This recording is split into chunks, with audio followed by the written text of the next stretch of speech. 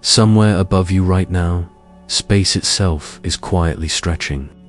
Not because anything is moving through it the way a car moves down a road, but because the road itself is slowly getting longer.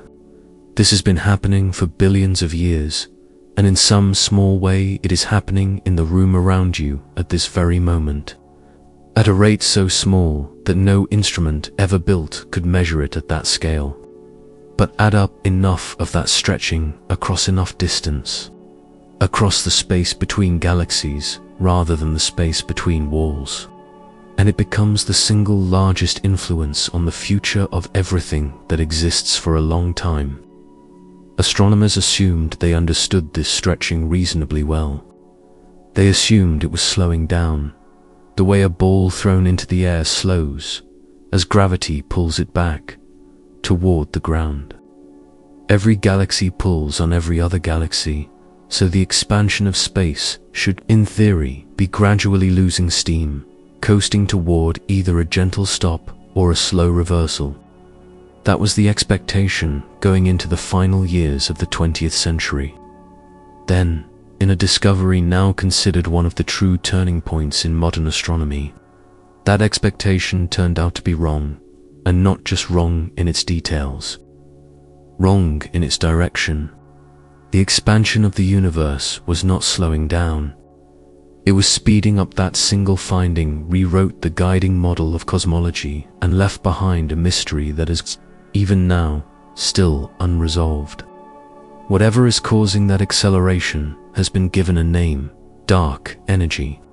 And by most current estimates, it makes up somewhere around 2/3 of everything that exists. And yet, more than a quarter century after it was found, nobody can say with confidence what it actually is. Recently, a large astronomical survey pointed a very precise instrument at millions of galaxies and came back with a hint that this mysterious driver of cosmic expansion might not even be constant. It might be changing.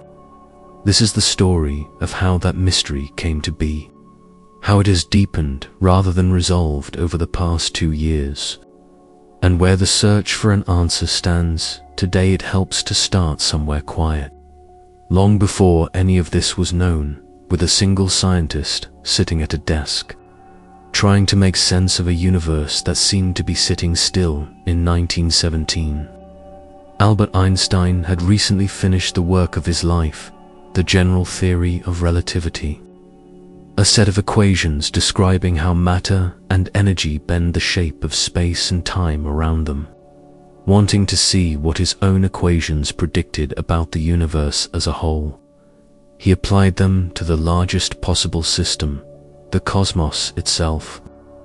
What came out troubled him. Gravity, in his equations, as in Newton's, only pulls. Every mass draws every other mass closer. Run that forward and a universe full of matter should be contracting, slowly collapsing in on itself under its own weight. But when Einstein looked at the sky available to him at the time, the universe did not appear to be contracting at all.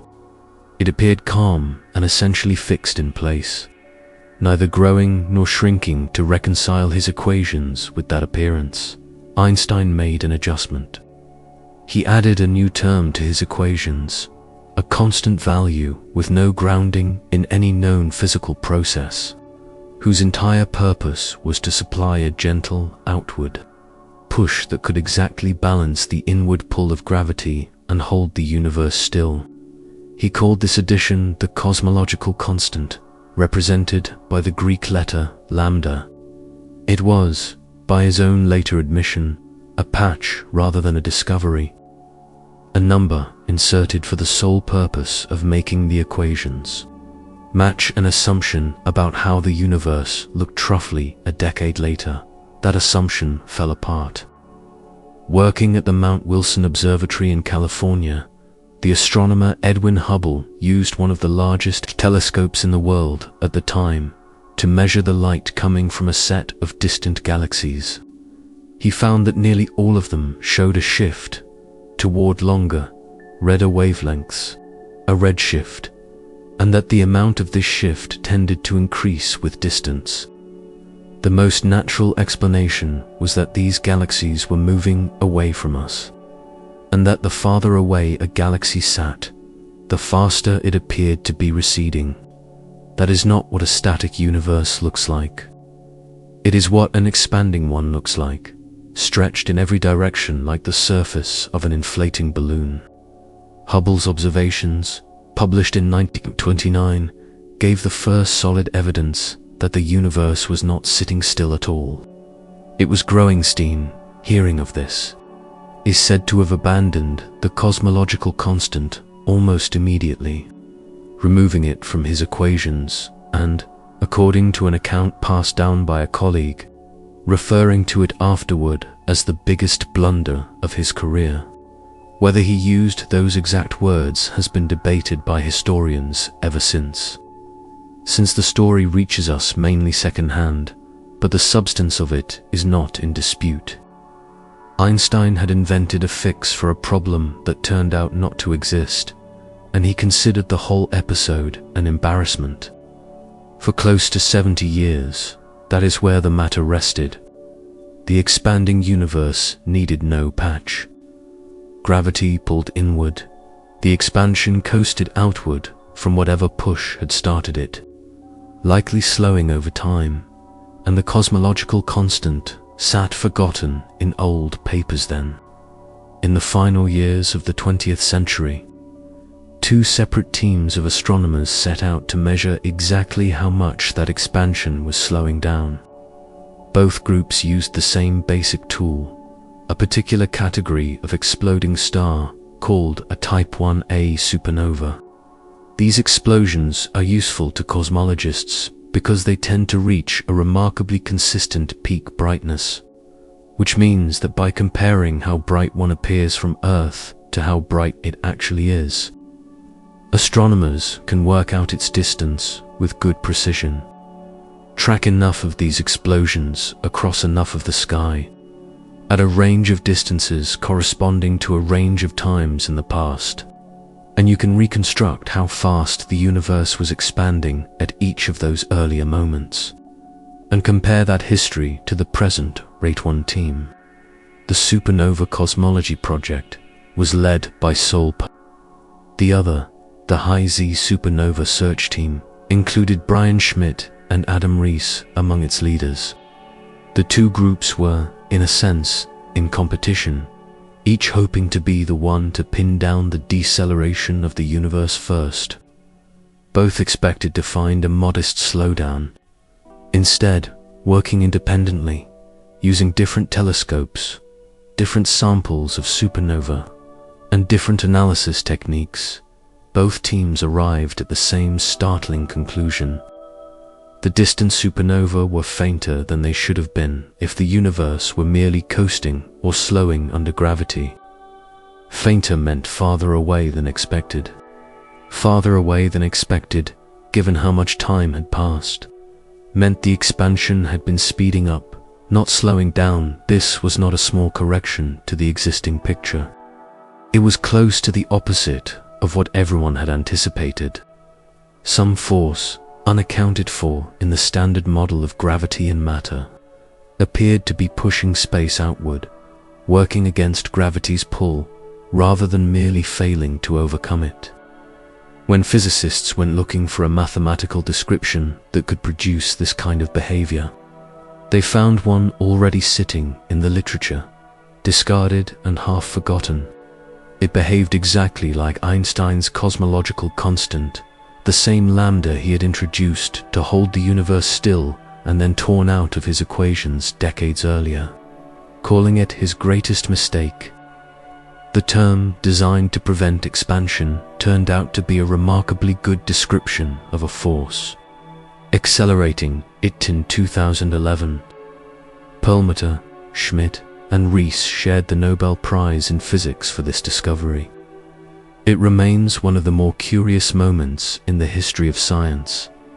A mathematical patch invented to explain something that was never actually happening, turns out, decades after being abandoned by its own author to describe something real. Whatever one makes of that irony, the discovery itself created an immediate and pressing question. If something is accelerating the expansion of the universe, what, physically? Is it physicists needed a name for whatever they had found? Something to put in a paper and a textbook while the real explanation was worked out. They called it dark energy. It is worth sitting with what that name does and does not mean. Dark energy is not the name of a particle. It is not the name of a field anyone has directly detected, in the way an electron or a photon has been directly detected. It is closer to a label placed over a blank space in an equation, chosen because the blank space needs to be filled with something in order for the mathematics to match the observations. Whatever occupies that blank space is, by current estimates, the single largest component of the universe. Consider the numbers involved. Every atom in your body, every atom of every star, planet, and galaxy that astronomers have ever observed directly. The entire category of matter description by particle physics and chemistry adds up to somewhere around 5% of the total content of the universe. Another substantial portion, on the order of 27%, is taken up by dark matter, an invisible form of matter that does not interact with light, but whose gravity can be traced through its effect on galaxies and galaxy clusters.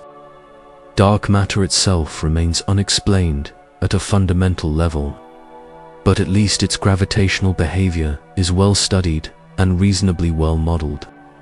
The remainder, roughly 68% of everything that exists, is dark energy. The single largest constituent of the universe is also the one physics currently understands the least. Out of this situation grew what is now called the Standard Model of Cosmology, often referred to as the Lambda cold dark matter model. Lambda for the revived cosmological constant, now doing real work as the source of acceleration rather than a false patch for a static universe. Cold dark matter for the invisible scaffolding that helps galaxies hold their shape.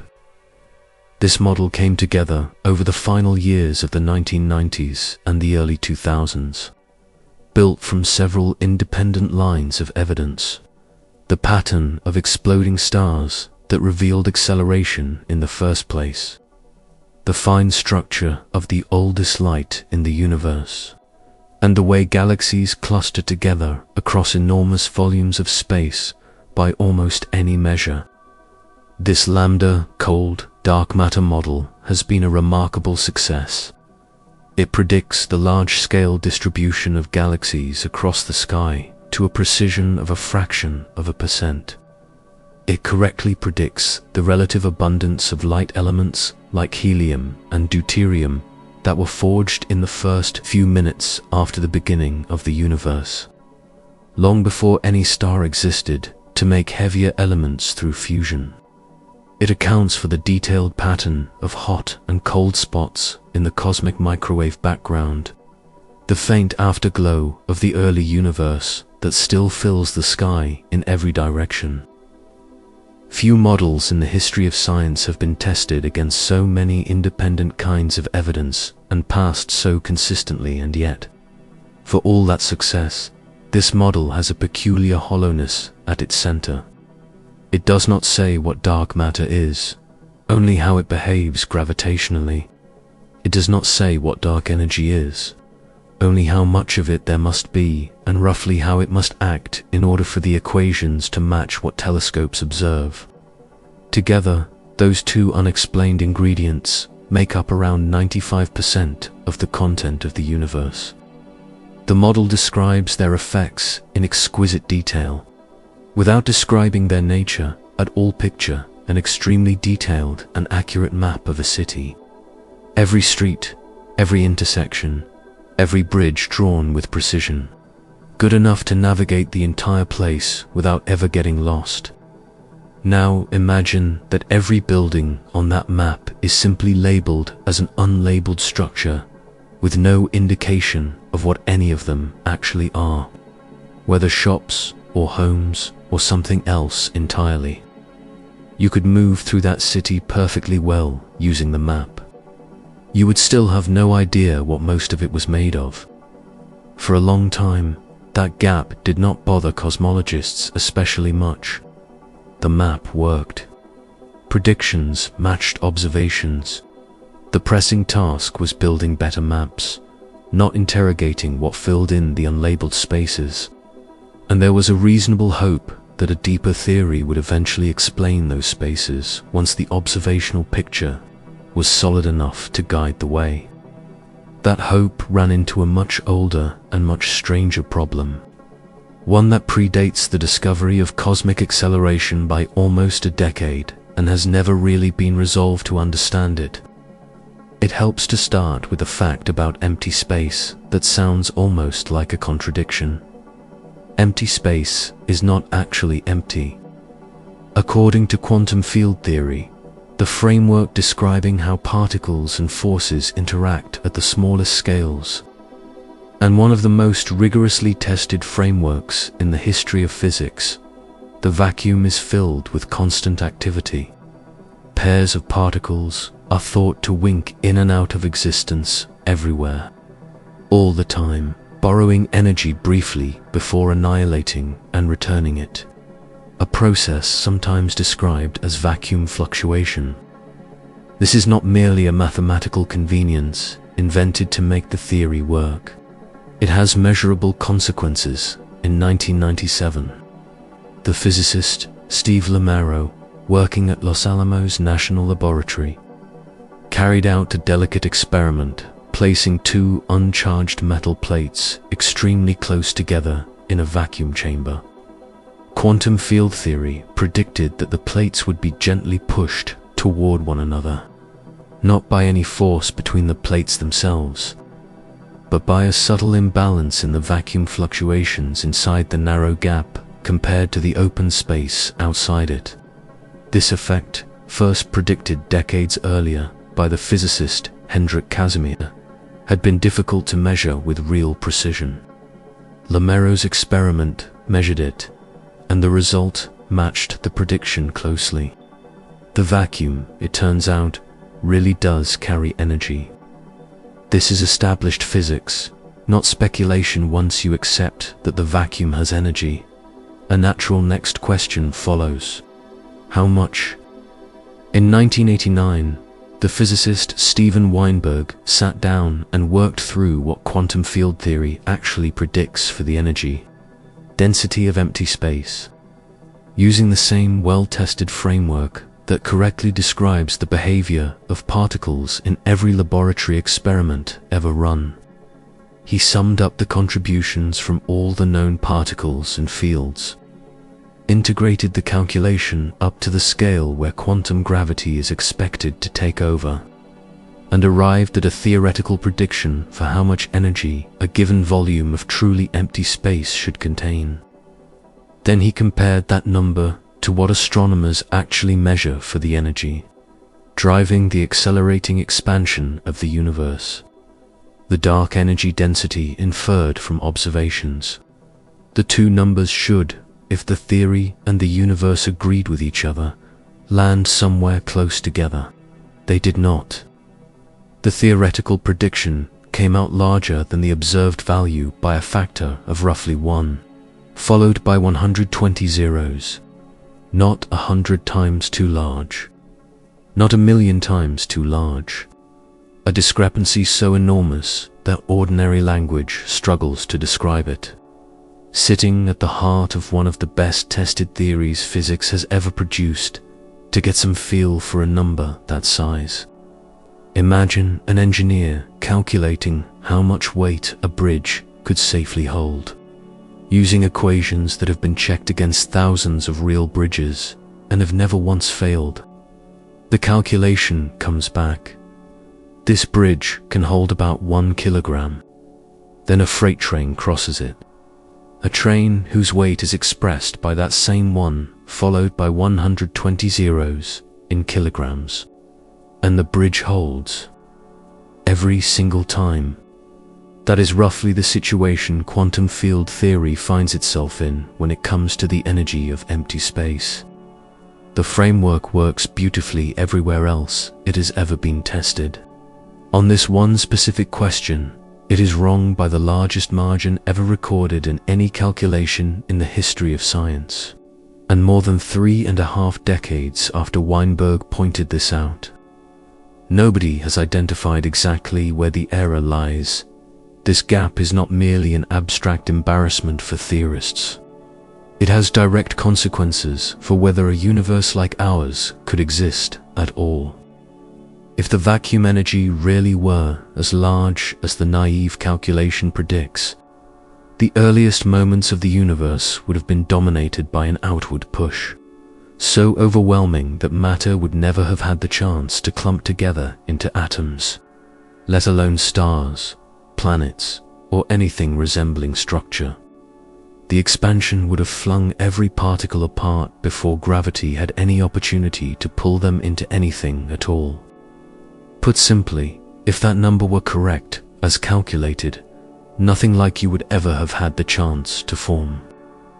The fact that stars and planets and living things exist at all is, in a strange way, evidence that the raw calculation is missing something essential. Physicists have generally responded to this puzzle in one of 3 broad ways over the past several decades, less as competing solutions than as different ways of living with an unsolved problem. The first response holds that quantum field theory, despite its enormous success, is simply incomplete, and that some deeper theory not yet discovered will eventually explain why the true vacuum energy comes out small, for reasons not yet visible in current physics. This is, in a sense, the optimist's position, and it motivated decades of experimental searching. The Large Hadron Collider near Geneva ran for the better part of 15 years searching, among other things, for signs of new physics that might resolve puzzles like this one. It found the Higgs boson, confirming a central prediction of the existing standard model of particle physics. And it did not turn up the kind of new physics that would explain the vacuum energy discrepancy. The second response is a specific proposal called supersymmetry, the idea that every known particle has a partner particle with related but opposite quantum properties, and that the vacuum energy contributions from ordinary particles and their partners would very nearly cancel each other out, leaving behind only the small residual energy that astronomers actually observe. It is an elegant idea mathematically, requiring a near-perfect cancellation accurate to more than 100 decimal places. The Large Hadron Collider searched extensively for these predicted partner particles, across a wide range of possible masses and energies. None have been found so far. The third response is the one many physicists find least satisfying, even when they accept its logic, the anthropic argument, sometimes called a selection effect. The idea holds that the cosmological constant has the small value it does, simply because a much larger value would have prevented galaxies, stars, and observers from ever forming in the first place. In other words, we do not observe the vacuum energy to be enormous for the same reason nobody has ever observed themselves not existing. It is, strictly speaking, a logically valid argument. It is also widely regarded as deeply unsatisfying, since it explains the observed value without offering any physical mechanism. And a similar style of reasoning can, if applied carelessly, be used to explain away almost any observation at all. In 1987, more than a decade before the discovery of cosmic acceleration, Weinberg took this third approach and pushed it a step further than pure philosophical resignation. Rather than treating the anthropic argument as an excuse to stop asking questions, he tried to use it as an actual prediction. He reasoned that if the cosmological constant were much larger and positive, the universe would have expanded too quickly for any galaxy to ever form. If it were much larger and negative, the universe would have collapsed back on itself before stars had time to form and evolve. Somewhere between those two extremes sits a narrow range of possible values compatible with a universe capable of producing galaxies, and therefore observers to measure them. Weinberg calculated roughly where in that narrow range the true value ought to sit. If the anthropic explanation were correct, and published the estimately later when Perlmutter, Schmidt, and Riess measured the actual value of the cosmological constant from their supernova observations. It landed inside the range Weinberg had estimated. Whether this counts as a genuine vindication of the anthropic argument, or simply a coincidence, remains debated among physicists to this day. And Weinberg himself was careful never to claim it as proof that dark energy's underlying nature had been identified. A predicted range is not the same thing as an explanation of what the thing actually is, physically. It tells you where to expect a number to land. It says nothing about why the universe contains that number in the first place. That was roughly where things stood for a long stretch of the 2000s and into the 2010s. The existence of dark energy was firmly established. Its physical nature was not.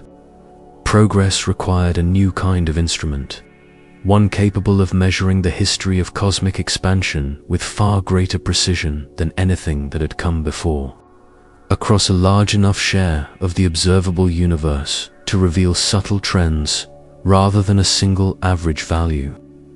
That instrument is called the Dark Energy Spectroscopic Instrument, usually shortened to its initials, and it sits on the Nicholas Mayol telescope, a 4-meter telescope at Kitt Peak National Observatory in the desert of Arizona. Rather than photographing galaxies the way a conventional telescope does, it is built to capture their spectra. The light from each galaxy broken down into its component wavelengths in enormous numbers at once.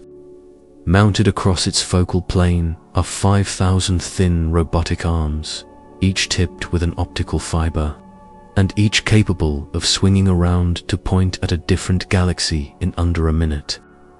Every fiber gathers light from one galaxy and funnels it to a spectrograph, which spreads that light out by wavelength the way a prism spreads sunlight into a rainbow from each spectrum.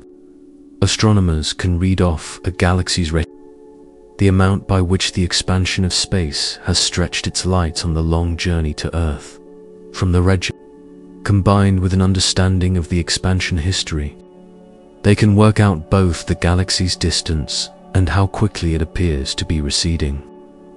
Do this for millions of galaxies scattered across billions of light years, and you can assemble something like a 3-dimensional map of the universe, one that records not only where galaxies sit today but how they were distributed at many different points across cosmic history. Since looking farther away also means looking further back in time. It is a little like reading the growth rings of an enormous tree, except the tree in question is the universe itself. And each ring corresponds to roughly 1 billion years of cosmic expansion. One particularly useful feature buried inside that 3-dimensional map comes from a phenomenon called baryon acoustic oscillation. In the very early universe, before atoms had a chance to form, ordinary matter and light were bound together in a hot, dense plasma, and pressure waves, essentially sound waves, rippled outward through that plasma from the tiny density fluctuations present at the universe's birth, when the universe cooled enough for neutral atoms to form. Roughly a few 100,000 years after the beginning, that plasma suddenly became transparent, light was free to travel unimpeded, and the pressure waves froze in place. The characteristic size of those frozen ripples, once calculated from basic physics, provides a natural ruler, a known length that can be measured again and again at different distances and different times throughout cosmic history. Without depending on any assumptions about the nature of dark energy That ruler is exactly what an instrument like this is built to measure with precision. Over and over, at many different epochs, this particular ruler was not discovered all at once.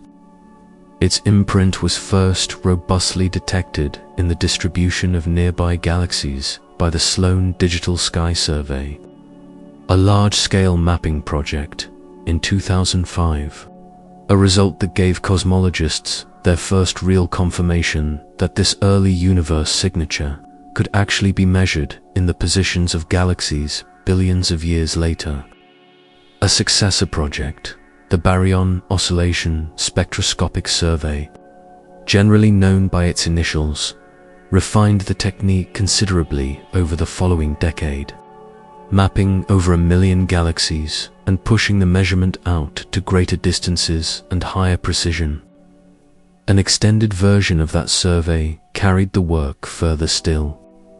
The newer instrument at the center of this account represents the next major step in that same lineage, built to capture a data set 5 to 10 times larger than what its predecessors achieved, with a corresponding gain in precision. Part of how it manages that reach involves an object most people do not think of as a cosmological tool at all: the quasar, an extraordinarily bright, extraordinarily distant beacon powered by a supermassive black hole, actively pulling in surrounding gas at the center of a young galaxy. Quasars can be seen across the vast majority of the observable universe, far beyond the distance at which ordinary galaxies become too faint to detect in large numbers, which makes them useful for extending the reach of a cosmological survey much further back in time than galaxies alone would allow. They are useful for a second, subtler reason as well.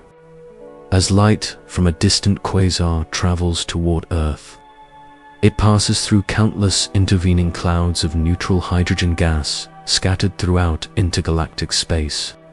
Each of these clouds absorbs a small sliver of the quasar's light at a wavelength that depends on the cloud's own distance and redshift, leaving behind a dense pattern of narrow absorption lines in the quasar spectrum, a pattern astronomers call the Lyman alpha forest, named for the particular wavelength of light. Hydrogen atoms are especially good at absorbing, because each of those absorbing clouds sits at a different distance along the line of sight.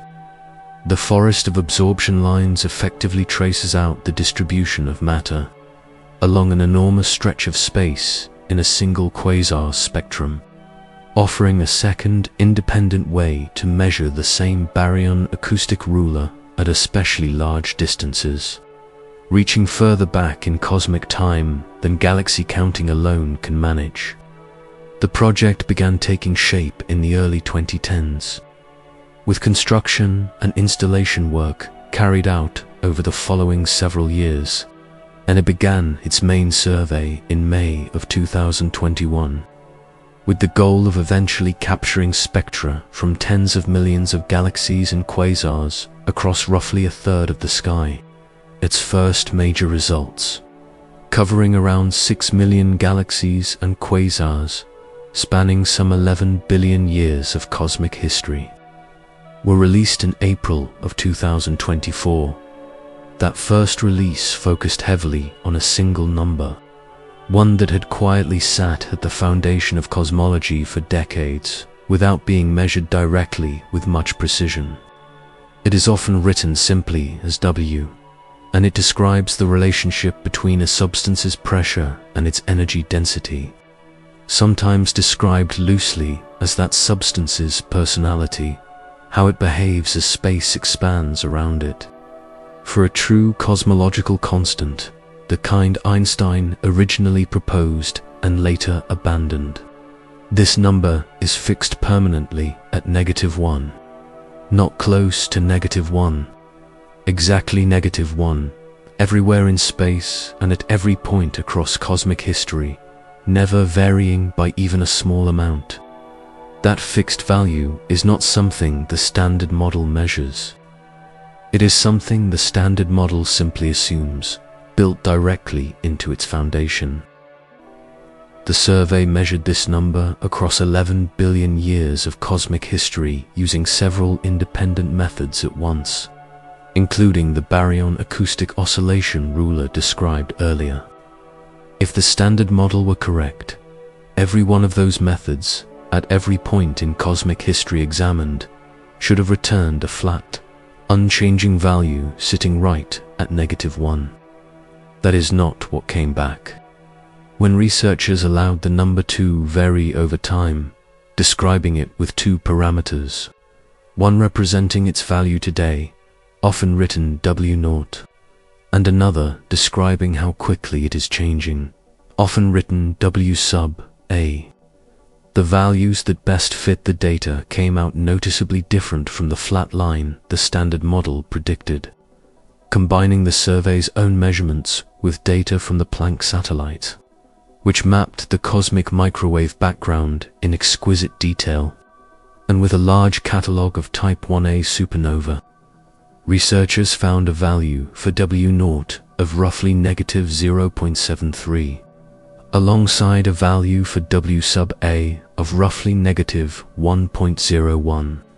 Translated into plain language, dark energy appeared to have been considerably weaker. In a specific technical sense, earlier in cosmic history than a constant description would predict, and to have been strengthening as time went on the statistical significance of this deviation from a flat, unchanging value came out to roughly 3.9 standard deviations, often written as 3.9 sigma. In particle physics, the conventional threshold for declaring a firm discovery is 5 sigma, a level of statistical confidence corresponding to roughly a 1 in a few million chance of the result being a random fluctuation. 3.9 sigma is well short of that threshold, corresponding to roughly a 1 in 10,000 chance of being a coincidence, a meaningful hint rather than a confirmed discovery. But hints built from statistical noise tend to behave unpredictably as more data comes in, sometimes strengthening and sometimes fading back toward the expected value. This particular hint did something noteworthy. Every additional independent dataset folded into the analysis pushed the result further from -1, never back toward it. The response from the cosmology community was rapid. Within days of the announcement, researchers around the world had begun posting their own analyses and reactions, an unusually fast pace for a field that tends to treat unexpected results with careful, sometimes years-long, skepticism. Some prominent cosmologists, including researchers who had spent decades working on precision measurements of the expanding universe, described the result as potentially the most significant development in the field in a generation, while being careful to note that it remained short of a firm discovery and would need to be checked and rechecked with independent data before anyone could be confident it reflected something genuinely new about the universe rather than an unaccounted for source of systematic error. That checking began almost immediately.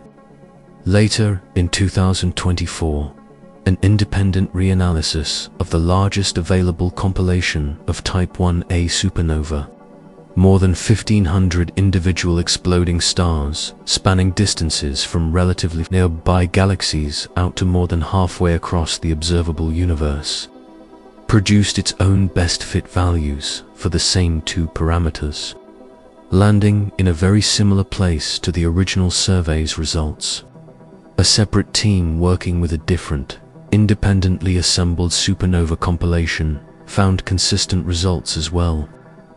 When these independent analyses were combined with the original survey's measurements, the overall tension with a fixed cosmological constant rose in some combinations to around 4.2 sigma, still short of the formal discovery threshold, but a meaningfully stronger signal than the initial announcement alone, and coming from multiple independent instruments, teams, and methods rather than a single dataset that might simply contain an unnoticed flaw, is worth pausing on why that pattern.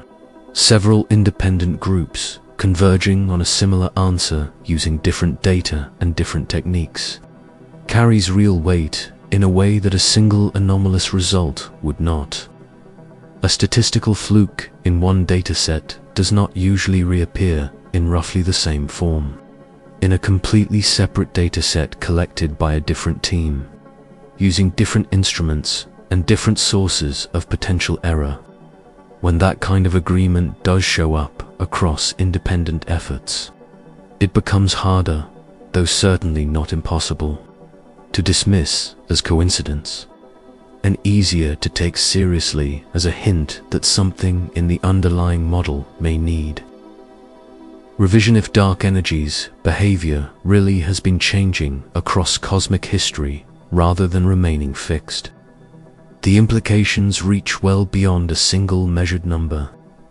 The value of this equation of state parameter governs how quickly dark energy's influence has grown or shrunk relative to matter at every point in cosmic history, which in turn shapes how quickly the universe was expanding at each of those points, which in turn shapes the distances astronomers calculate to every object they observe, and the ages they assign to the earliest galaxies. Some researchers have pointed out that certain unusually massive, unusually well-developed galaxies spotted by the James Webb Space Telescope at very early points in cosmic history, galaxies that appear to have had less time to form than the standard model would suggest, might look less puzzling if the early expansion history was slightly different than the standard model assumes. Whether that particular connection holds up remains an open question, but it illustrates how a single revised number can ripple outward into questions that, on the surface, look entirely unrelated to dark energy. The story did not stop there, and this is a useful moment to bring things fully up to date. Since the survey has continued collecting and releasing data in the time since that first announcement, in March of 2025, the collaboration released a second round of results, built from roughly 14 million galaxies and quasars, more than double the sample size behind the original announcement, drawn from the first 3 years of the survey's operation. The larger dataset sharpened the picture without settling it, depending on exactly which supernova compilation was combined with the survey's own measurements and the cosmic microwave background data. The tension with a fixed cosmological constant came out anywhere from around 2.8 sigma to around 4.2 sigma. Researchers who tried to combine these various strands into a single principled estimate, accounting properly for the fact that the different supernova compilations are not entirely independent of one another, generally arrived at a combined figure somewhere in the neighborhood of 3 sigma, still a meaningful hint, still short of a confirmed discovery, and still, notably, not fading or wasing the survey's own baryon acoustic oscillation. Measurements together with the cosmic microwave background alone, without supernova, the best fit values came out to a present-day value for W0 of roughly negative 0.42 and a rate of change, W sub A, of roughly negative 1.75. Folding in one of the supernova compilations shifted those numbers somewhat toward a present-day value closer to negative 0.84, though still paired with an evolving, rather than perfectly constant, rate of change. The details continue to shift a little with each new analysis, which is exactly what one would expect from a genuine but still statistically modest signal being refined by better data, rather than either strengthening cleanly toward certainty or collapsing cleanly back to the standard expectation then. In April of this year, the survey reached a milestone worth sitting with for a moment, because it marks a rare thing in a story like this one. A piece of very recent, very concrete progress, the instrument completed its entire originally planned 5-year survey, having captured usable data from more than 47 million galaxies and quasars, along with around 20 million individual stars in our own galaxy, far surpassing the roughly 34 million objects the survey had originally set out to observe. It finished ahead of schedule, having performed better than its designers had planned for, and the resulting three-dimensional map is, by a wide margin, the largest and most detailed of its kind ever assembled. Then, concluding there, the collaboration announced it would continue observing through at least 2028, using the extra time to extend its coverage of the sky by roughly a fifth, reaching into regions that are harder to observe, either because they sit close to the crowded plane of our own galaxy, or because they are positioned in a part of the sky that requires looking through a thicker slice of Earth's atmosphere. Analysis of the complete 5-year dataset is now underway, with the first dark energy results drawn from the full survey expected sometime in 2027. In the meantime, researchers continue refining their analysis of the first 3 years of data already in hand, with further papers expected before the year is out. What this means, practically, is that the question this survey was built to answer, whether dark energy is a genuine constant or something that evolves, is not a question sitting unresolved in some distant future. It is a question with a fixed, foreseeable answer date, built from data that has already been collected and is currently being processed. One member of the collaboration described the moment after the final observation was taken as something like sitting on the edge of a seat, waiting to see whether the earlier hints of a changing dark energy will hold up once the complete dataset is fully analyzed. That is a reasonable way to describe where things currently stand. The data exists. The answer is being extracted from it right now, while all of this was unfolding, a separate and, on the surface, unrelated puzzle in cosmology has been quietly refusing to resolve itself for well over a decade. And in recent years, the two puzzles have started to look like they might be connected.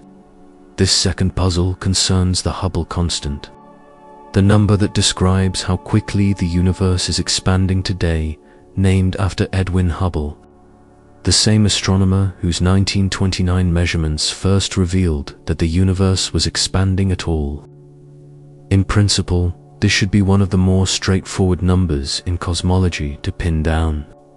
In practice, two very different ways of measuring it keep returning to different answers, and years of careful checking on both sides have failed to explain why one method works indirectly.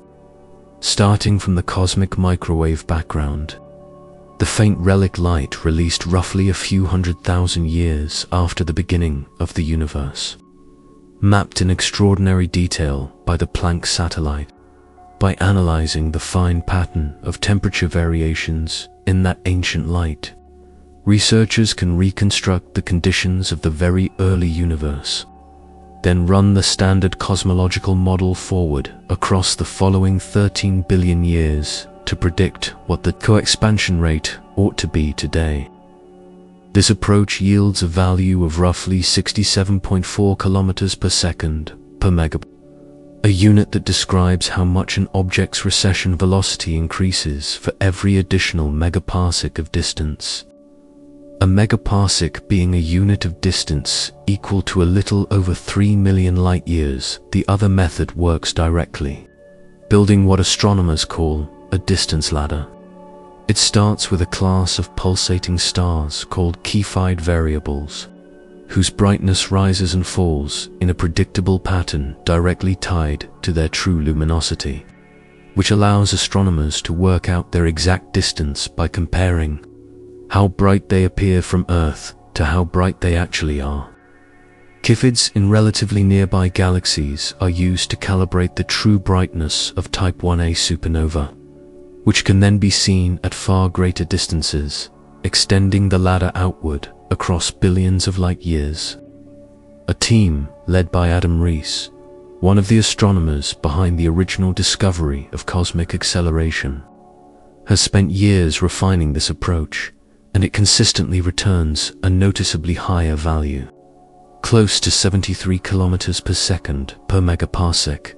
The difference between these two figures, roughly 5.5 to 6 kilometers per second per megaparsec, might sound modest, but the statistical confidence behind it is not. Both teams have checked their own work repeatedly. Both have looked hard for overlooked sources of error. Neither has found one.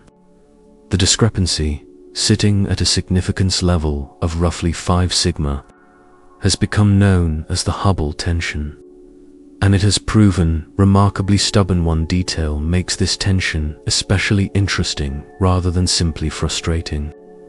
The method that relies on the early universe and assumes the standard cosmological model is correct tends to return the lower value. Every method that measures the late, nearby universe directly, without leaning on that assumption, tends to return a higher one. That includes not just the Clifford-based distance ladder, but several other independent techniques as well. Among them, a method using a different category of aging star called the tip of the red giant branch, a method based on the surface brightness of elliptical galaxies, and a method that measures tiny time delays in light from distant quasars as it bends around intervening galaxies on its way to Earth. Nearly all of these late universe methods land somewhere between 70 and 74 kilometers per second per megaparsec, in tension with the early universe prediction at a level ranging from roughly 2 to 4 sigma. A particular concern with the Clifford-based measurements, that crowding among stars in distant, densely packed regions might be subtly biasing the brightness measurements, was addressed directly using the James Webb Space Telescope, whose sharper resolution can distinguish individual stars in crowded fields that Hubble's optics could not fully separate. When Riess and his collaborators repeated their measurements using James Webb data in 2023, the answer came back essentially unchanged, still close to 73. A full decade of careful, repeated scrutiny has not closed the gap. If anything, it has hardened it. This leaves two broad possibilities on the table. Either every one of these independent late universe measurements, built using different stars, different galaxies, different telescopes, and different teams on different continents, happens to share some common, still unidentified source of error, which would be a striking coincidence given how differently these methods work. Or the standard cosmological model, when used to predict today's expansion rate starting from conditions in the early universe, is not correctly describing what actually happened to the universe in between. Neither option is especially comfortable, and after 10 years of trying to rule one of them out, cosmologists have not managed to do so. One idea that has drawn considerable attention as a possible bridge between these two puzzles goes by the name early dark energy. In the standard picture, dark energy is essentially negligible during the early universe. Its energy density thousands of times smaller than that of ordinary matter and radiation at the time the cosmic microwave background was released. The early dark energy proposal suggests there may have been an additional component of dark energy that was briefly significant in the period, just before that light was released, giving the early universe a small extra push outward. If that extra push were real, it would subtly shift the early universe conditions that the cosmic microwave background analysis uses to predict today's expansion rate, nudging that prediction upward, closer to the value the distance ladder methods measured directly. The physicist Vivian Polan, working with collaborators, developed one of the more thoroughly worked out versions of this idea in 2018. Calculating the specific signature such a component would leave behind in the fine structure of the cosmic microwave background. When more detailed cosmic microwave background data became available from the Atacama Cosmology telescope in 2023, researchers found hints, not yet strong enough to count as confirmation, consistent with that predicted signature. Models built around early dark energy have been found to reduce the overall Hubble tension by roughly a third compared to the standard picture, a partial improvement rather than a full resolution, but a larger reduction than most other proposed fixes have managed if early dark energy turns out to be real. It would suggest that dark energy has had a longer and more eventful history than the standard model assumes, present and influential in the early universe, fading in significance for a long stretch afterward, and then growing dominant again in the more recent cosmic history that the newer galaxy surveys are now measuring directly. Three separate lines of evidence: the long-standing Hubble tension, the newer hints of an evolving equation of state from galaxy surveys, and subtle patterns in the cosmic microwave background, would then be pointing toward the same underlying story: a version of dark energy with a genuine history rather than a fixed, unchanging value. It is worth being honest about how tentative this connection still is. None of the three signals individually reaches the level physicists consider a firm discovery, and stitching them together into one unified explanation is, for now, an appealing hypothesis rather than an established result. Still, the pattern is the kind that tends to interest scientists precisely because of how it echoes earlier moments in the history of physics. Consider a period more than a century ago, when physicists were trying to detect something called the luminiferous ether, a medium once assumed to fill all of space, through which light waves were thought to propagate, the way sound waves need air to travel through. In 1887, the physicists Albert Michelson and Edward Morley built the most precise interferometer of their era specifically to detect this medium. By comparing the speed of light measured in different directions relative to Earth's motion through the presumed ether, they found no difference at all. The result was so clean and so unexpected that, rather than abandoning the ether concept, physicists spent the following years patching it. One proposal held that objects passing through the ether physically contract slightly in their direction of motion, a contraction just large enough to explain away the null result. Another physicist worked out the precise mathematics of that contraction in careful detail. Both patches were mathematically consistent. Both successfully explained the puzzling observation, and both turned out to be addressing the wrong problem entirely.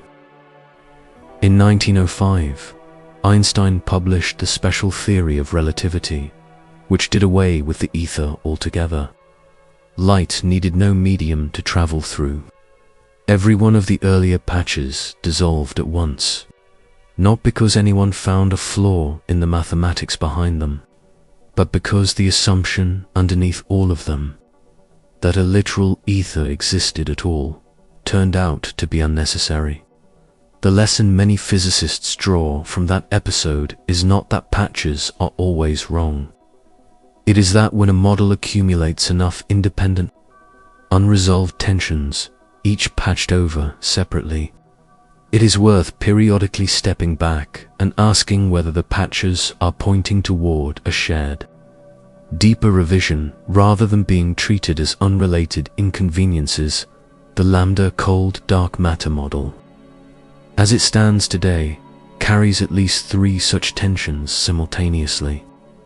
There is the Hubble tension, sitting at roughly 5 sigma after a decade of scrutiny.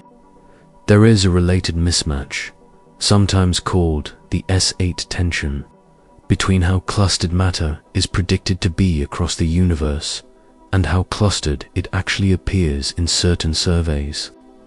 This particular tension is measured using a technique called weak gravitational lensing, in which the very slight statistical distortion in the shapes of enormous numbers of distant background galaxies, caused by foreground concentrations of matter bending their light on the way to Earth, is used to map out how clumped together matter is across large volumes of space. Several independent surveys using this technique, including the Kilo-degree survey, the Dark Energy survey, and the Hypersuprime CAM survey, have consistently found slightly less clumpiness in the actual distribution of matter than the standard model, calibrated using the Planck satellite's early universe data, predicts. A mismatch generally sitting at a modest but persistent level of around 2 to 3 sigma. And there is the newer equation of state tension from the galaxy surveys already described. 3 separate proposed fixes have been put forward for these 3 separate tensions. Early dark energy for the Hubble tension, adjustments to the equations of gravity for the S8 tension, and an evolving rather than constant dark energy for the equation of state tension. Whether these are 3 unrelated inconveniences or 3 symptoms of one underlying revision is at the moment genuinely unknown.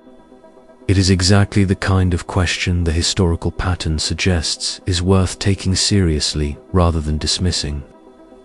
If the equation of state of dark energy really is evolving rather than fixed, the natural next question is what, physically, could cause that kind of behavior. A true cosmological constant, by definition, cannot change, since it is simply a fixed property built into the geometry of space itself. Something that evolves needs a different kind of description, a mechanism rather than a static number. At present, there are 3 broad candidate explanations under serious consideration, each mathematically consistent, each compatible with the current data, and each leading to a rather different picture of where the universe is headed. The first candidate goes by the name quintessence, a term borrowed from ancient philosophy, where it once referred to a hypothesized 5th fundamental substance, distinct from earth, water, air, and fire, thought by some ancient thinkers to compose the heavens. Physicists, including Paul Steinhardt and collaborators, revived the term in the late 1990s and gave it a new, precise meaning. In this picture, dark energy is not a fixed property of space, but a dynamic field, a quantity with a value at every point in space and time. Somewhat like temperature has a value everywhere in a room, except that this particular field can also change over time in a coordinated way across the universe. Picture a marble resting on a very gently sloped landscape, slowly rolling downhill rather than sitting still. As the field rolls, the outward push it exerts on the expansion of space can change too, sometimes weakening, sometimes strengthening, depending on the exact shape of the slope it is rolling down. The specific values measured by the recent galaxy surveys are compatible with certain versions of this rolling field picture and rule out others, meaning that if quintessence turns out to be the right description, it already carries some information about the particular shape of that underlying slope. The second candidate does not add any new substance to the universe at all. Instead, it proposes a revision to gravity itself. Einstein's general theory of relativity has been tested with extraordinary precision within our own solar system. It correctly predicts the slow drift in the orbit of Mercury to a remarkable number of decimal places. It correctly predicted the bending of starlight around the Sun, first confirmed during a solar eclipse in 1919. It matches 2 better than 1%. The extremely precise timing data collected from pairs of orbiting neutron stars observed over decades. At the scale of stars and planets, general relativity is about as well confirmed as any theory in physics. At the scale of hundreds of millions or billions of light years, the scale relevant to the expansion of the entire universe, general relativity has never been tested in quite the same direct way. Cosmologists generally assume it holds at these enormous scales and check whether its predictions match observations. But that approach cannot easily distinguish a genuine cosmological mismatch from an incorrect assumption about gravity itself, since the theory being tested is also the theory used to interpret the test. If gravity behaves slightly differently at cosmic scales than Einstein's equations predict, it could produce effects that look, at first glance, very much like an evolving dark energy, without dark energy needing to be a real substance at all. The Euclid Space Telescope, whose current mission is described further along, was specifically designed to help distinguish between these two possibilities by comparing how fast cosmic structures are growing under gravity's pull to how the expansion history itself has unfolded, to measurements that respond differently depending on whether the culprit is a genuine substance like quintessence or a modification to gravity. One particular number cosmologists use for this comparison is called the growth index, generally written using the Greek letter gamma, which describes how quickly matter clumps together under gravity's pull as the universe expands. Standard general relativity predicts a growth index of close to 0.55. Most modified gravity theories predict a value noticeably different from that, typically by somewhere between 5 and 20%. Euclid aims to measure this particular number to a precision of around 2%, which would be tight enough to meaningfully favor one picture over the other, rather than leaving the comparison as ambiguous as it has been until now. The third candidate is, in some ways, the most conceptually uncomfortable of the three, because it suggests that the universe's two largest unsolved mysteries might not be separate mysteries at all. In the standard picture, dark matter and dark energy coexist without any interaction between them. Dark matter clumps together under gravity, providing the scaffolding that helps galaxies hold their shape, while dark energy pushes space apart. And the two simply share the same universe without exchanging anything. This assumption was never derived from any deep physical principle. It was adopted mainly because, when the standard model was first built, the available data was not precise enough to detect any interaction, even if one existed. So the simplest option, no interaction at all, was assumed by default. The physicist Luca Amendola and collaborators developed detailed models of what an interacting dark sector might look like, beginning in the early 2000s, in which a coupling term allows energy to flow between the dark energy field and dark matter particles as the universe evolves. Interestingly, certain versions of this kind of coupling can ease both the Hubble tension and the S8 tension at once, through a shared underlying mechanism, rather than requiring two separate, unrelated fixes. Data from the newer galaxy surveys, combined with separate surveys measuring how gravity subtly distorts the shapes of distant galaxies, has begun to place real constraints on how strong such a coupling could be, though the current data is not yet precise enough to either confirm or rule out the idea. All three candidates: a rolling scalar field, a modification to the equations of gravity, and an interaction between the two largest unexplained components of the universe, remain mathematically consistent with the data collected so far, including the results from the recent galaxy surveys. None has been ruled out. None has been confirmed.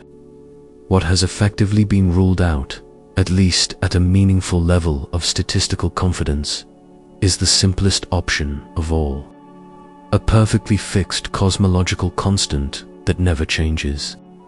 Three more complicated roads remain open, each leading toward a rather different long-term picture of the universe. And current data does not yet point clearly toward any one of them over the other two. One particular detail buried inside the recent measurements is worth explaining carefully, because it touches on one of the more striking, if distant, possibilities in modern cosmology, and because it is easy to describe it in either an overly casual way or an overly alarming one. Neither would be accurate. The measured values for dark energy's equation of state do not just show it moving away from -1. In the more recent cosmic past, they place it slightly below -1 in what physicists call the phantom regime. This matters because -1 is not simply a convenient reference point. It marks a genuine boundary in the underlying physics. Nearly every known form of matter and energy obeys something called the null energy condition, a fairly modest-sounding rule which states, roughly, that no observer should ever measure a negative energy density, and that energy should never appear to flow faster than light. This condition is quietly woven into the foundations of general relativity. It is part of what keeps cause reliably preceding effect, and what prevents certain exotic, paradoxical solutions to the equations, the kind involving closed loops in time, from arising naturally. A value of the equation of state below -1 would violate that condition, which is why, before dark energy was ever suspected of doing this, physicists mostly treated it as a mathematical curiosity rather than a serious physical possibility. In 2002, the physicist Robert Caldwell examined what the consequences would be if dark energy's equation of state really did sit below -1, rather than merely approaching it. He gave this hypothetical substance a name, phantom energy, half expecting it to remain a purely theoretical curiosity with no bearing on the real universe. The following year, working with collaborators including Mark Kamionkovsky, he worked out where such a scenario would ultimately lead. If it turned out to describe the real universe and continued unchanged indefinitely ordinary dark energy, of the fixed cosmological constant variety, keeps a constant energy density as space expands, meaning the total amount of dark energy in the universe grows only because there is more space to contain it, not because the energy density itself is increasing. Phantom energy behaves differently. Its energy density does not stay constant as space expands. It increases. The more space stretches, the more of this energy exists in every unit of volume, which then drives the expansion to stretch space even faster, in a self-reinforcing cycle with no natural break. Run that forward long enough, under a model where the equation of state stays fixed below -1 indefinitely, and the mathematics predicts something distinct from a slow fade into cold darkness. It predicts a finite future moment at which the equations break down entirely, an event that came to be known, somewhat memorably, as the Big Rip. The scenario Caldwell and his collaborators described is not a sudden explosion. It is closer to a gradual unraveling, moving from the largest structures in the universe down to the smallest, as the outward push of phantom energy grows to overwhelm each successive scale of gravitational and structural binding, over time frames that, on any of the currently plausible estimates, stretch many billions of years into the future. In the broad outline of this scenario, galaxy clusters would be the first structures to come apart, as the gravity holding thousands of galaxies together gradually lost out to the growing outward push. Individual galaxies would follow at a later stage, their outer regions drifting away as the push continued to strengthen.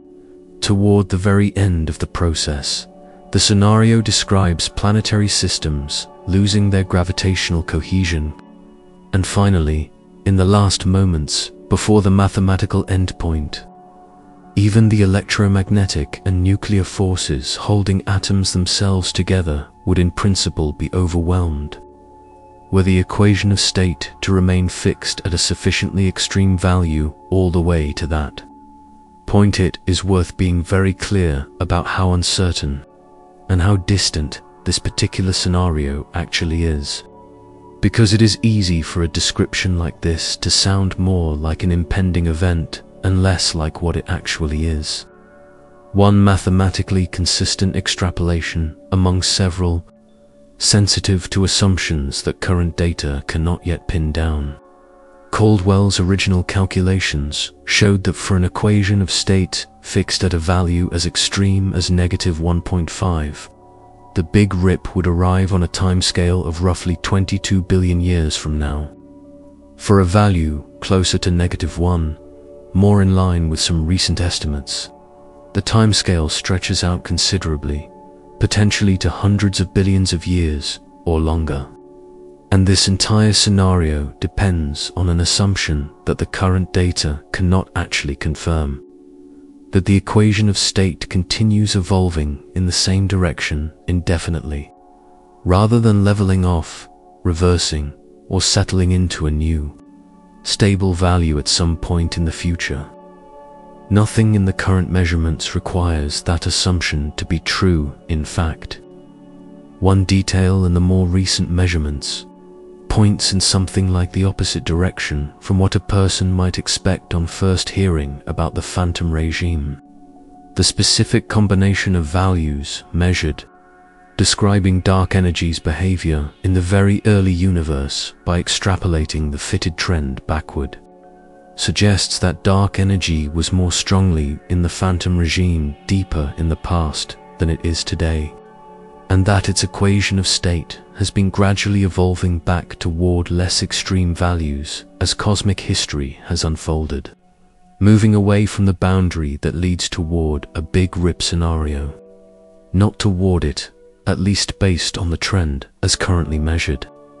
Whether that trend continues, levels off, or reverses again at some point in the future is simply not something the present data can tell us.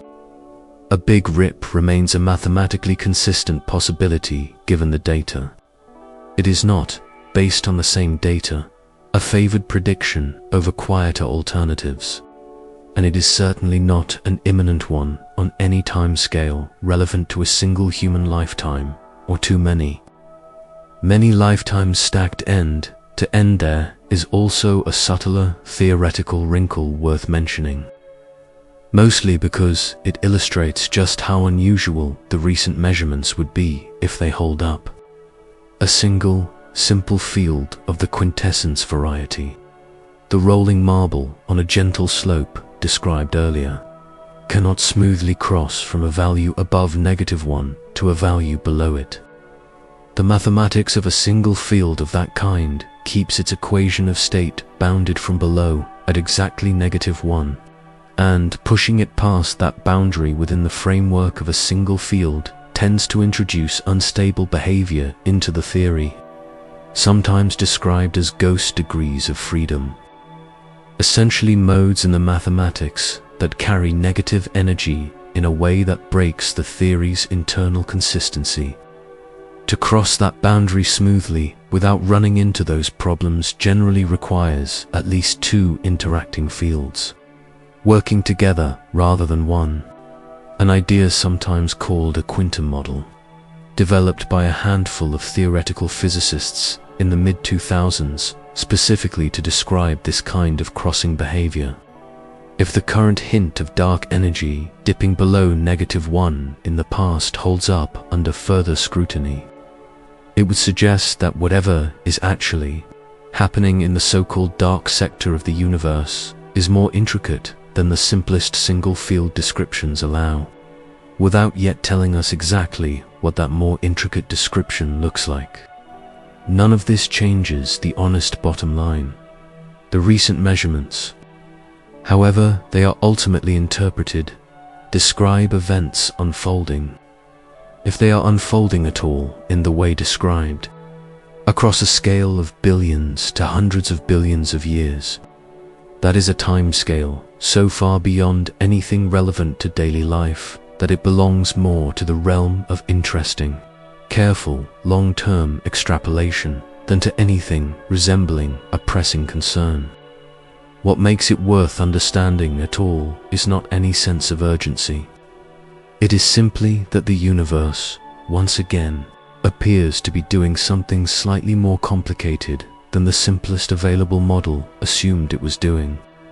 And following that complexity carefully is how the underlying picture eventually gets refined, stepping back from the specific mechanics of how dark energy might be evolving.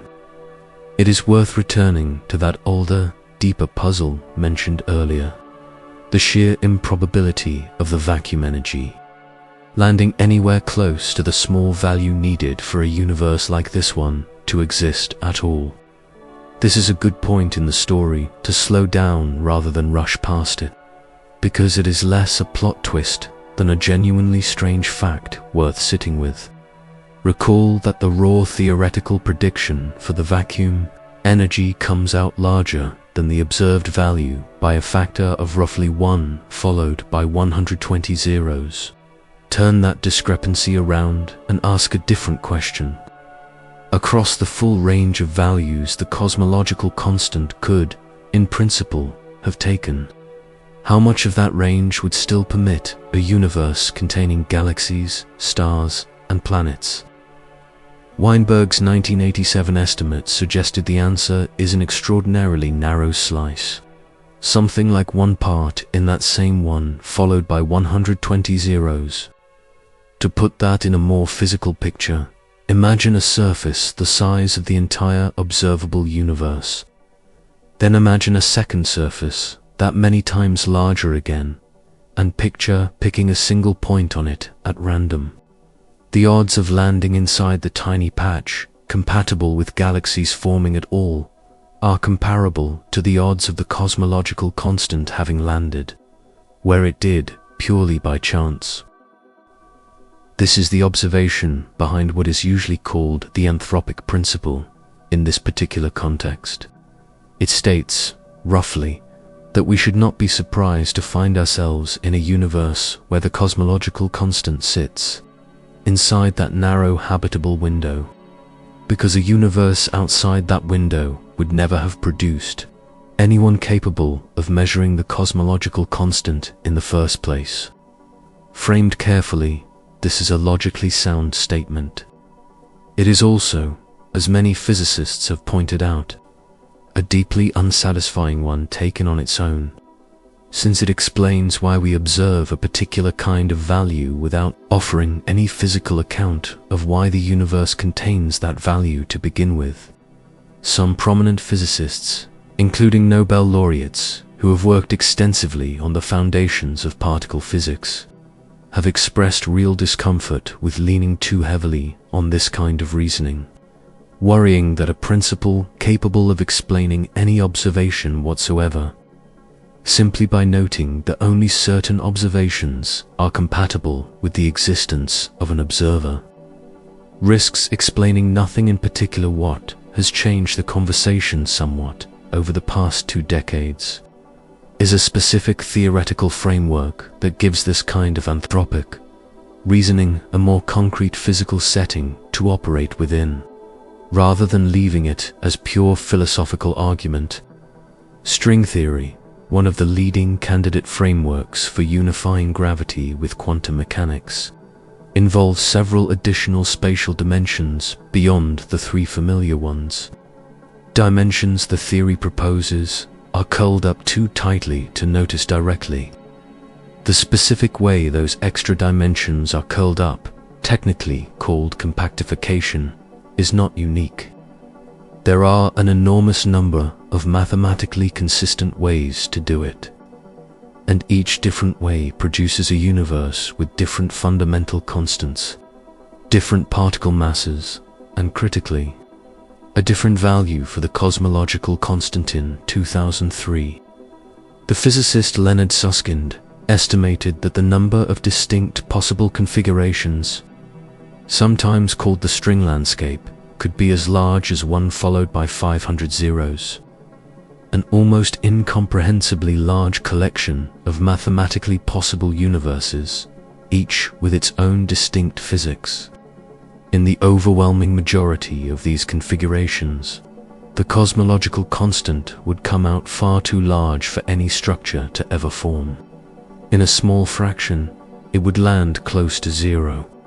In a still smaller fraction nested within that one, it would land in the narrow range compatible with galaxies, stars, and eventually observers, combined with a separate idea called eternal inflation. The proposal that the very early universe underwent a period of extremely rapid expansion that, in some versions of the theory, never fully stopped everywhere, continuing to spawn new separate regions of space indefinitely, each of which might settle into a different one of these possible configurations. This picture suggested by physicists, including Raphael Bousseau and Susskind, offers a genuinely physical mechanism by which many different versions of the cosmological constant might actually be realized somewhere, in some region of a much larger structure than the observable universe, rather than existing only as abstract mathematical possibilities. Under this picture, the earlier question, why does the cosmological constant have the particular small value we measure, gets replaced by a different one. Given that every value gets realized somewhere across this vast collection of regions, why do we find ourselves in one of the rare regions where it happens to be small? The anthropic answer that observers can only ever arise in the small subset of regions compatible with their own existence starts to look less like a philosophical shrug and more like an ordinary statistical statement about where, within a much larger structure, an observer like any of us would necessarily have to be located. Is important to be honest about the status of this picture. It remains, at present, a hypothesis rather than an established result. It is consistent with current data, including the recent hints of an evolving equation of state, in the sense that a landscape framework naturally accommodates the idea of dark energy having a more complicated history than a single fixed constant. But it has not been confirmed by any single decisive experiment. And by its nature, it is difficult to test in the same direct way most physical theories are tested, since the vast majority of the proposed other regions of the landscape are not directly observable from within our own.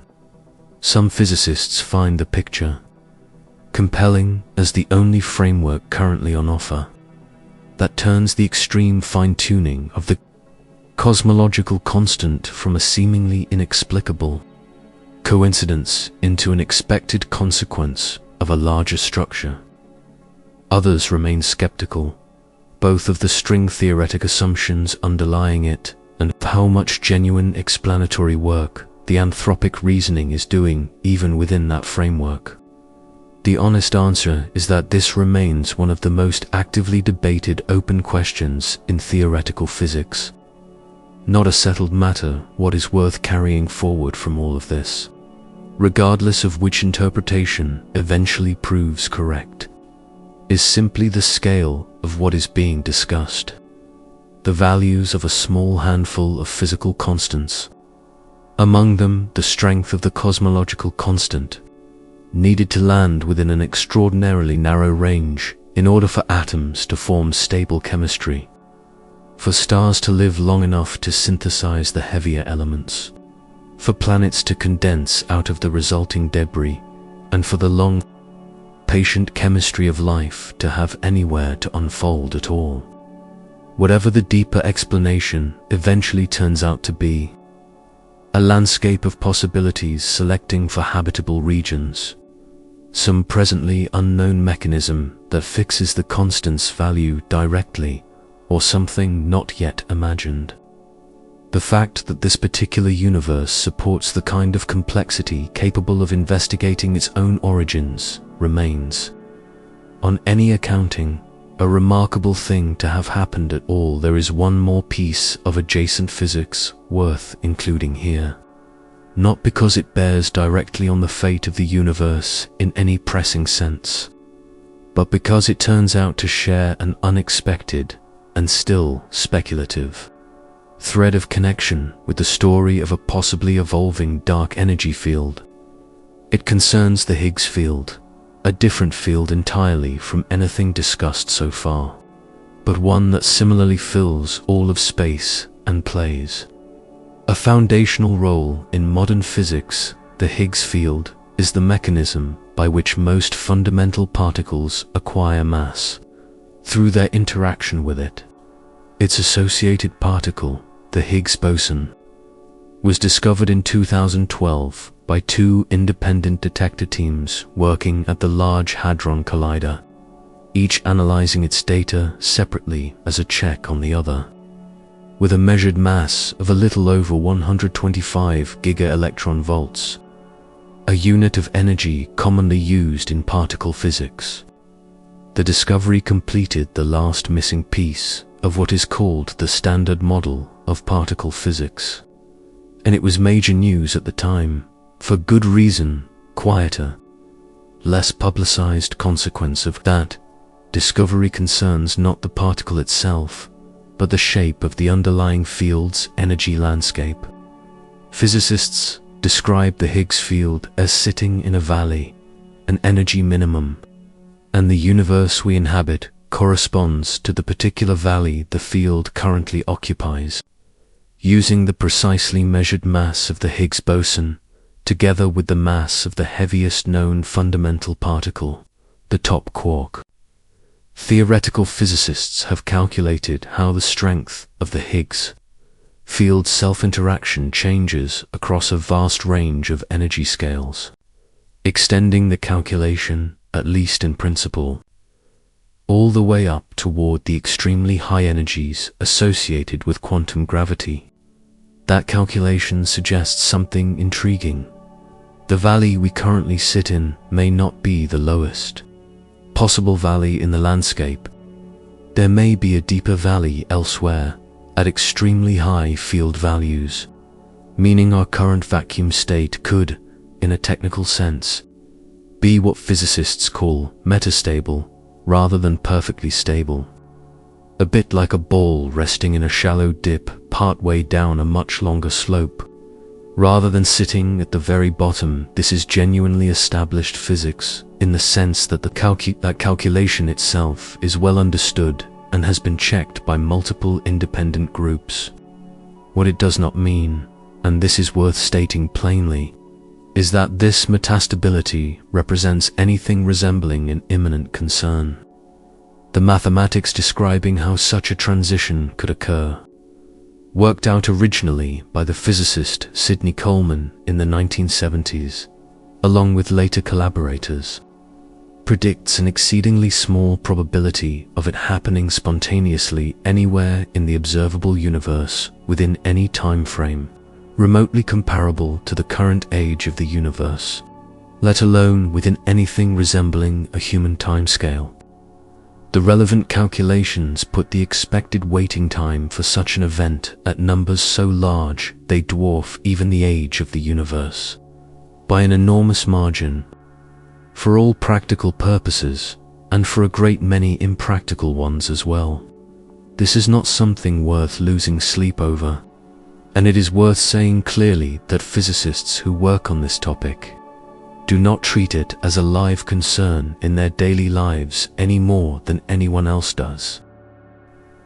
The reason it appears in this particular story at all is a more subtle one. If dark energy really is a dynamical field of the quintessence variety, rather than a fixed constant, then that field exists within the same underlying spacetime as the Higgs field, and general relativity means the two are, at minimum, gravitationally connected to one another, and possibly connected through additional, more direct interactions that current theory has not ruled out. A rolling quintessence field releases energy into its surroundings as it moves, and in principle that could have some subtle bearing on calculations of the vacuum's overall stability, though the strength of any such connection has not been measured. and most quintessence models simply assume it away as negligible for simplicity, an assumption that has not been rigorously tested one way or another. This is less a firm conclusion than an observation that two calculations often treated as belonging to entirely separate corners of physics, one about the ultimate fate of the Higgs vacuum, and one about the possible evolution of dark energy, technically live in the same mathematical universe and have not yet been fully studied together. It is the kind of loose thread theoretical physicists tend to find interesting precisely because nobody has pulled on it very hard yet. Not because there is any expectation that pulling on it would reveal anything alarming. It is worth taking a moment to appreciate just how precise these recent measurements actually are, because the level of precision involved is part of why this story is unfolding now rather than at some earlier point in the history of cosmology. The baryon acoustic oscillation ruler described earlier, the frozen imprint of sound waves from the early universe, corresponds to a real physical distance of a little over 147 megaparsecs, a figure calculated from the physics of the early universe with very high precision. Measuring that same ruler at the nearest of the survey's distance bins, astronomers achieved a precision of roughly 0.5%, a level of accuracy that would have been out of reach for surveys conducted even a decade or two earlier.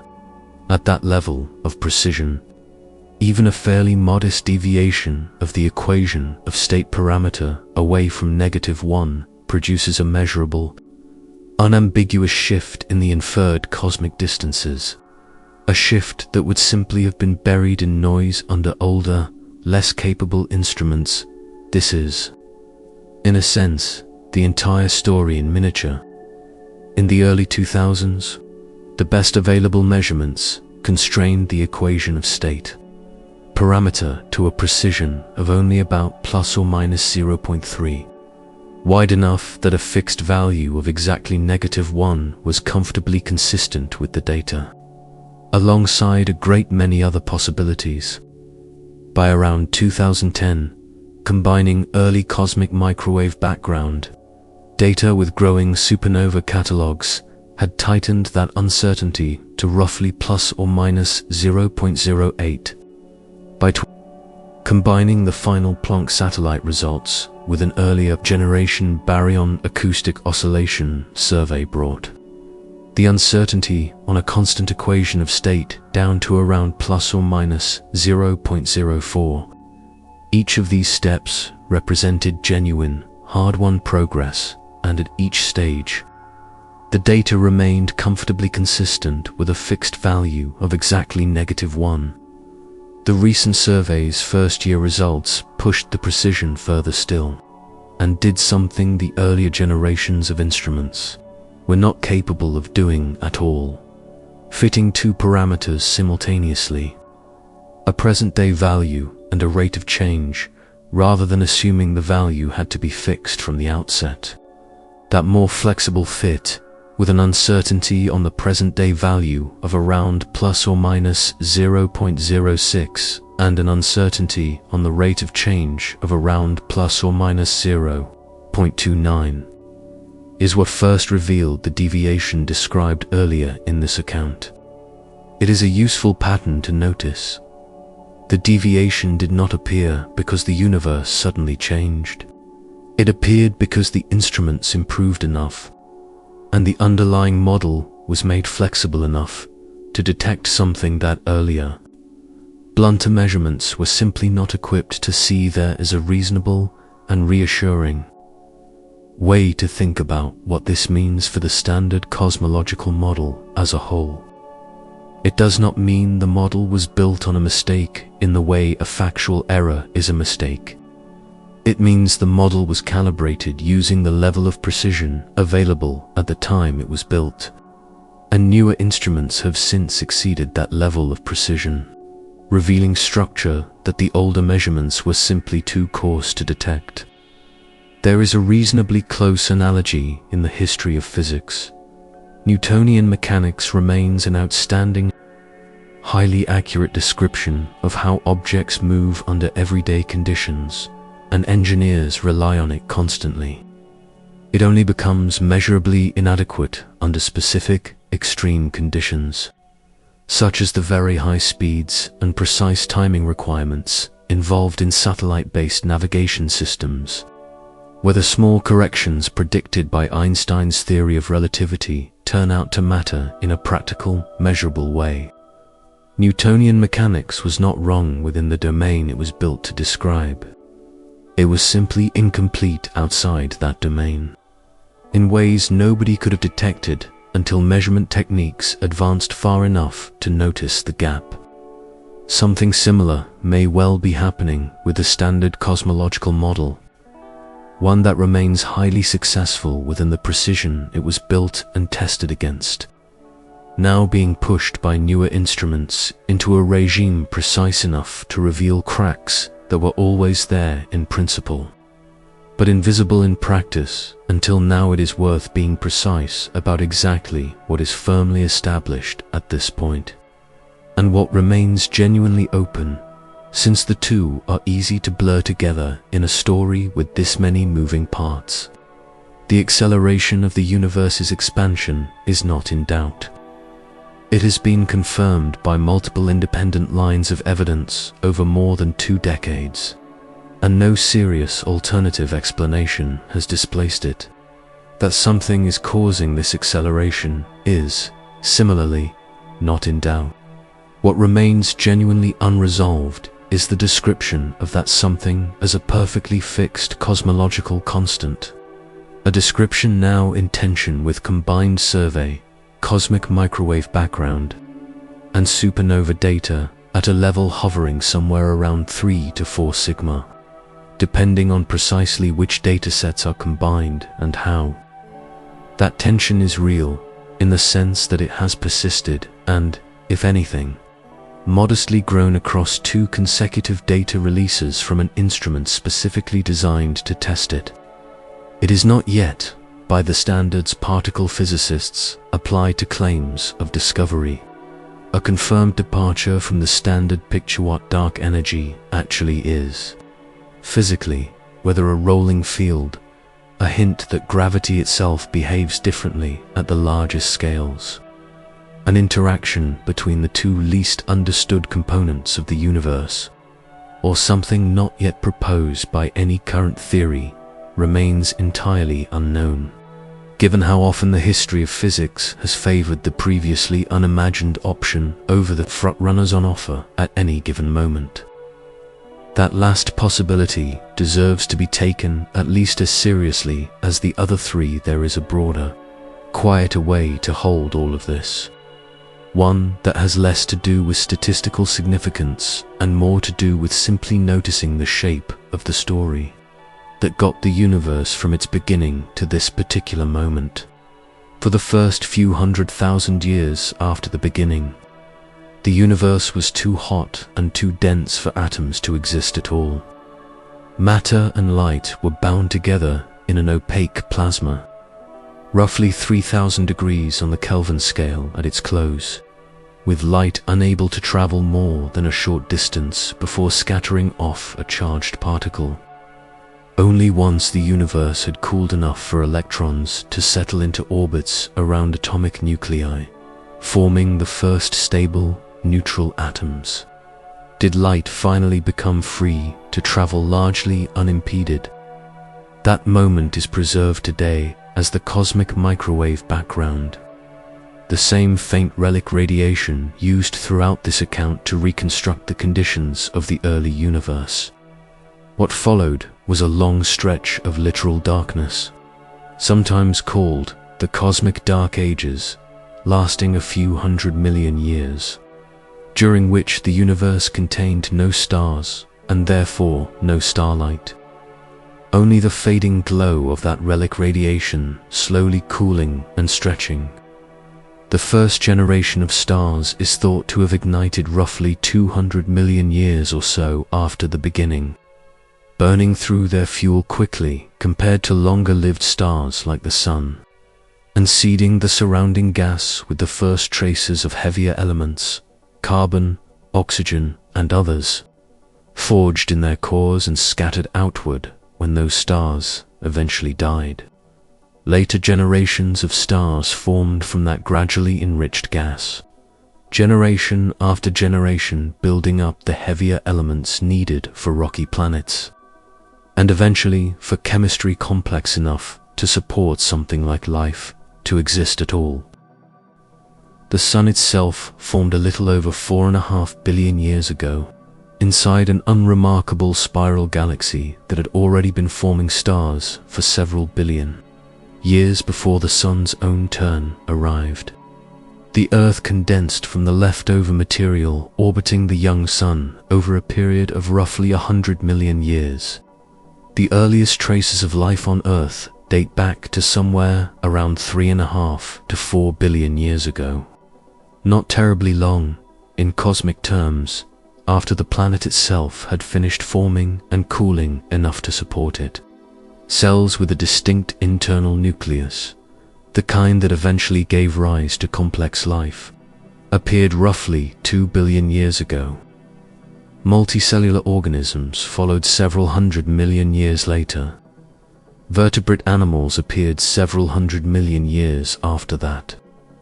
The lineage that eventually led to modern humans diverged a few million years ago, and anatomically modern humans appeared. In the grand sweep of this timeline, only extremely recently. A few 100,000 years back, every single step along that entire chain. The fundamental constants of physics, including the cosmological constant discussed throughout this account, needed to sit within their respective narrow, life-permitting ranges. Had the balance between matter and dark energy tipped meaningfully differently, galaxies might never have formed with enough coherence to concentrate the gas needed for stars. Had a handful of other constants, the strength of the forces holding atomic nuclei together among them, come out even slightly different, stable atoms, and the chemistry built on top of them might never have been possible at all. None of this was guaranteed in advance by anything currently understood. It is simply what happened in this particular universe, across this particular 13.5 billion year history, arriving eventually at creatures capable of building instruments, precise enough to measure the very numbers that made their own existence possible in the first place. There is a particular question, older than any of the physics described in this account, that sits quietly underneath the entire subject of dark energy, underneath the vacuum energy problem, underneath the anthropic reasoning, underneath the string landscape. In 1714, the philosopher and mathematician Gottfried Wilhelm Leibniz posed it plainly. Why is there something rather than nothing? It is not, on its surface, a question physics can fully answer, and nothing in this account should be read as claiming otherwise. But the study of dark energy is, in a very real sense, one of the places where that ancient question becomes concrete and measurable rather than purely philosophical. Asking why empty space carries any energy at all, and why that energy takes the specific, almost impossibly fine-tuned value that it does, is a modern, quantifiable descendant of Leibniz's much older question, phrased in the language of quantum fields and cosmic surveys rather than pure philosophy, but pointing at essentially the same underlying mystery every answer, physics, has produced so far describes rather than explains. The cosmological constant describes the observed acceleration without explaining what generates it. Quintessence describes a field that could be rolling through cosmic history without explaining why its underlying energy landscape has the particular shape it has. The string landscape describes a vast collection of possible universes without explaining why any of them exist to be selected from in the first place. Each framework pushes the deepest layer of the question back by one level, offering real, useful structure at the level just above it, while leaving the very bottom of the question exactly as open as it has always been. That is not a failure of the science involved. It may simply be an honest reflection of how deep the question actually goes. It is a reasonable question to ask how much longer this particular uncertainty is likely to last. And here, unusually for a story like this one, there are fairly concrete answers, because several major instruments, built specifically to address these questions, are either already collecting data or due to begin very shortly. The survey responsible for most of the specific numbers described throughout this account has, as mentioned earlier, already finished its full originally planned 5-year run as of this spring, having gathered spectra from more than 47 million galaxies and quasars, and it continues taking additional data through at least 2028 to broaden its coverage of the sky even further. The first dark energy results drawn from that complete 5-year dataset, roughly 3 to 4 times more statistically powerful than the initial release that started this particular chapter of the story, are expected to be published in 2027. Whatever hint of an evolving dark energy currently sits at a few sigma of significance will, at that point, either sharpen into the kind of firm, discovery-level result that becomes difficult to argue with, or fade back down toward the boring, flat line a fixed cosmological constant would predict.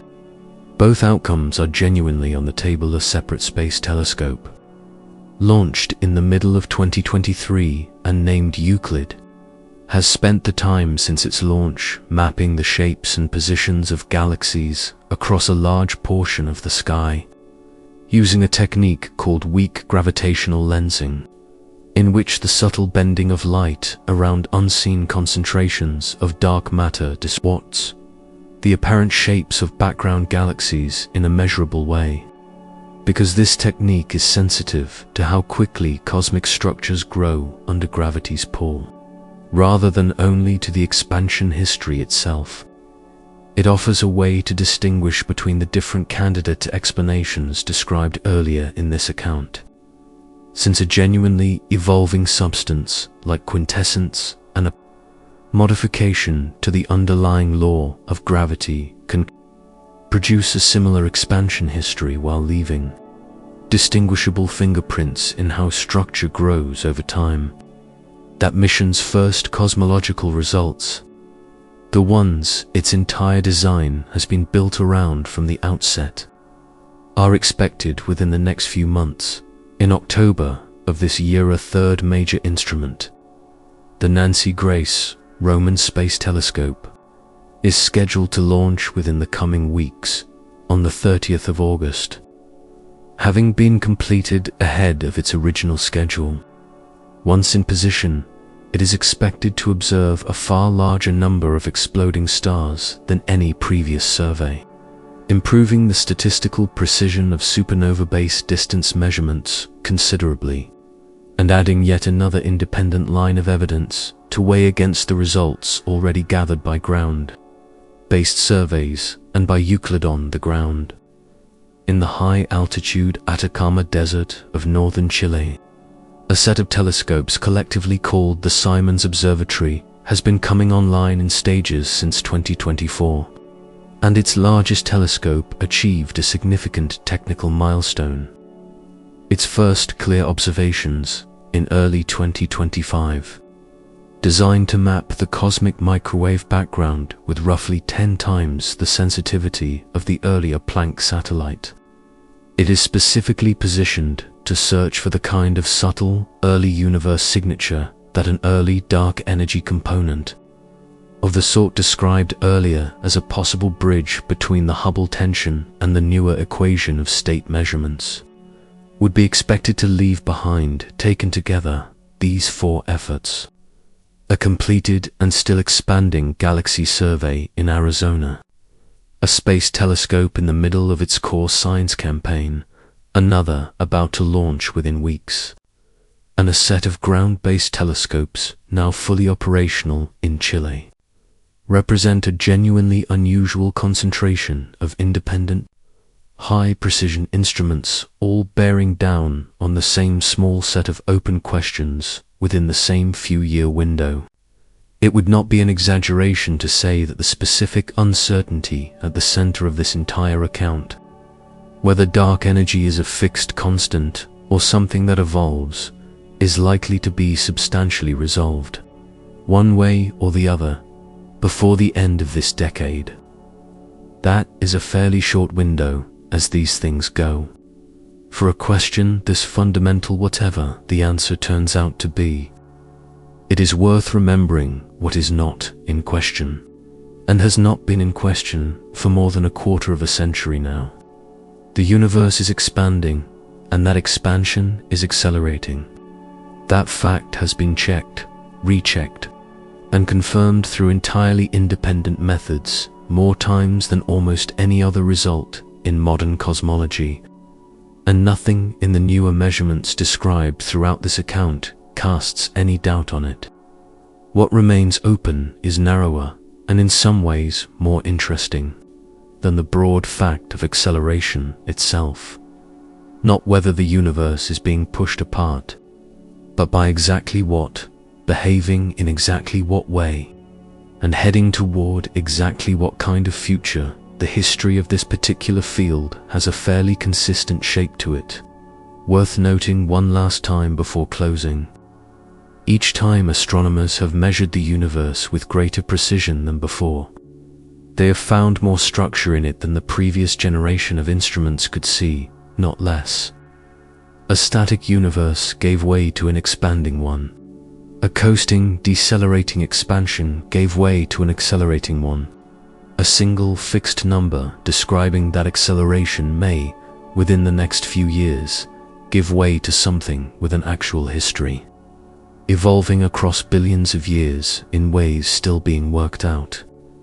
There is no particular reason to expect that pattern to stop now, and there is something genuinely fitting about the fact that the universe, examined closely enough, keeps turning out to be more intricate than whatever simpler picture came before. For now, the honest position is a patient one. The acceleration is real.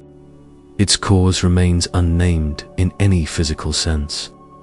68% of everything sitting quietly in the space between every atom, including the atoms making up whoever happens to be listening to this. The instruments built to finally identify it are either already running or are due to switch on within a matter of weeks. Somewhere in the data those instruments are gathering right now, tonight, the actual answer is sitting, waiting to be read out, one careful measurement at a time. There is no need to reach that answer quickly. It has been 13.5 billion years in the making. It can wait a little longer, quietly, the same way it always has, while the rest of the universe goes on turning overhead, unhurried, in the dark.